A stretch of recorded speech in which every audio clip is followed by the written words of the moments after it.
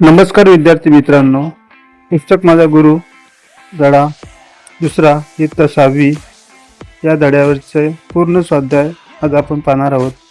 तरी मनोहर देशमुख या यूट्यूब चॅनलला लाईक आणि सबस्क्राईब करा. पुस्तक माझा गुरु वरील स्वाध्याय उत्तरे. प्रश्न 1. कोण ते लिहा. अ. मला पुस्तकं भेट दे असे म्हणणारे लेखक. आ. खरेदीविषयी किल्ल्यावर पुस्तकं विकत आणून लेखकासमोर ठेवणारी आई. ई. पुस्तकातून लेखकाला भेटणारे लेखक साहित्यिक. ई. लेखक रात्री अपरात्री घरी यायचे तेव्हा झोपलेली असणारी आई. प्रश्न 2. कंसातील योग्य शब्द निवडून रिकाम्या जागा भरा. कृतज्ञता, मैत्री, प्रतिबिंब, अनुभव. अ. वाचनामुळे शब्दांशी मैत्री होते. आ. अनुभव आपलं जगणं समृद्ध करतात. ई. माझ्या बऱ्याच कविता या मला आलेल्या अनुभवांचे प्रतिबिंब आहेत. ई. गुरूंबद्दल नेहमी कृतज्ञता आणि आदर असावा. प्रश्न 3. 2 ते 3 वाक्यांत उत्तरे लिहा. अ. खेळणी विकत घेण्यापेक्षा पुस्तक विकत घेणे लेखकाला का आवडायचे? उत्तर. खेळणी विकत घेण्यापेक्षा पुस्तकं विकत घेणे लेखकाला आवडायचे, कारण पुस्तकांमधून नवीन ज्ञान मिळते. वाचनामुळे विचारशक्ती वाढते आणि जगाची ओळख होते.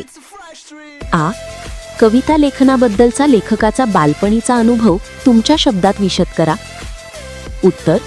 लेखकाला लहानपणापासून वाचनाची आवड होती. अनेक पुस्तकांचे वाचन केल्यामुळे त्यांना कविता लिहिण्याची प्रेरणा मिळाली. ई. माझ्या बऱ्याच कविता या मला आलेल्या अनुभवाची प्रतिबिंब आहेत असे लेखक का म्हणतात? उत्तर. लेखकाच्या कवितांमध्ये त्यांना आलेले अनुभव, भावना आणि निरीक्षणे दिसून येतात, म्हणून त्या अनुभवांचे प्रतिबिंब कवितांमध्ये उमटले आहे असे लेखक म्हणतात. ई. लेखकांनी पुस्तकांना गुरु का मानले याविषयी विचार स्पष्ट करा. उत्तर. पुस्तकांमुळे लेखकाला ज्ञान, संस्कार आणि जीवनाचा मार्ग मिळाला, म्हणून लेखकाने पुस्तकांना गुरुचे स्थान दिले आहे. प्रश्न 4. पाठात वर्णन केलेल्या पुढील विधानांची कारणे लिहा. अ. लेखकाची पुस्तकं पटकन वाचून पूर्ण व्हायची, कारण त्यांचा वाचनाचा वेग चांगला होता. आ. कवीने सगळ्या प्रकारांचे वाचन करावे, कारण त्यामुळे ज्ञान वाढते आणि लेखन अधिक समृद्ध होते.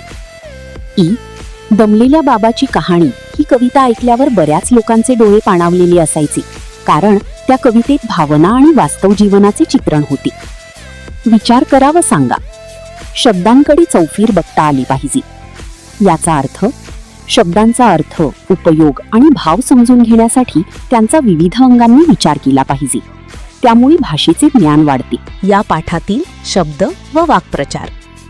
शब्द. अर्थ. अपुरी, पुरेशी नसलेली. रद्दी, निरुपयोगी कागद. नको असलेला, उपयोगात नसलेला.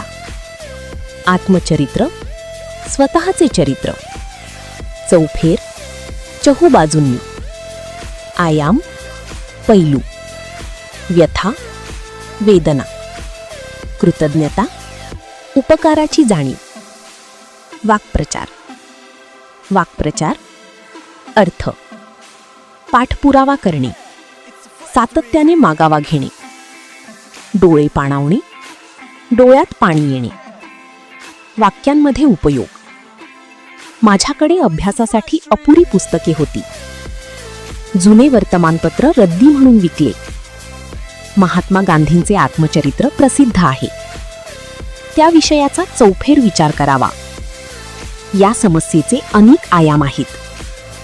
शिक्षकांनी विद्यार्थ्यांच्या प्रगतीचा पाठपुरावा केला. कथा ऐकून माझे डोळे पाणावले. गरिबांची व्यथा समजून घ्यावी. आई वडिलांविषयी नेहमी कृतज्ञता बाळगावी. लिंगाची व्याख्या नामाच्या रूपावरून एखादी वस्तू किंवा व्यक्ती पुरुष जातीची, स्त्री जातीची किंवा दोन्हीपैकी कोणत्याही जातीची नाही हे ज्यावरून कळते त्याला लिंग असे म्हणतात. 1. पुल्लिंग. ज्या नामावरून पुरुष जातीचा बोध होतो त्याला पुल्लिंग म्हणतात. उदाहरणे: बाबा, मुलगा, राजा, शिक्षक. 2.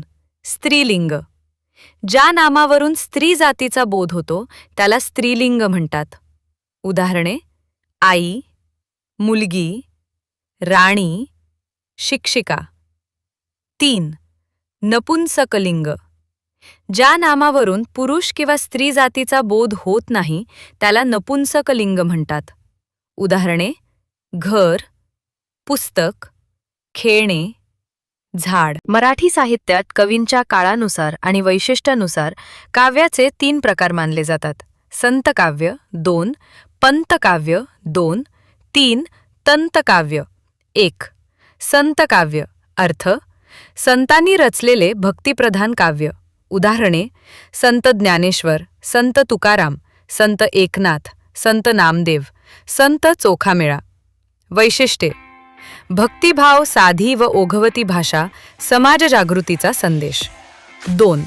पंतकाव्य. अर्थ: दरबारी किंवा पंडित कवींनी रचलेले काव्य. उदाहरणे: वामन पंडित, मोरोपंत, श्रीधर, रघुनाथ पंडित, मुक्तेश्वर. वैशिष्ट्ये: संस्कृत प्रचोर भाषा, अलंकारांचा भरपूर वापर, विद्वत्ता प्रधान आशय. 3. तंतकाव्य. अर्थ: शाहिरांनी रचलेले काव्य. उदाहरणे: शाहीर राम जोशी, अनंत फंदी, होनाजी बाळा, परशुराम, शाहीर अमर शेख. वैशिष्ट्ये: जोशपूर्ण व प्रभावी भाषा, लोकभाषेचा वापर, शौर्य व प्रेरणा. आपणास हा व्हिडिओ आवडला असेल तर चॅनलला लाईक करा, सबस्क्राईब करा आणि कमेंटमध्ये काय असेल ते कळवा.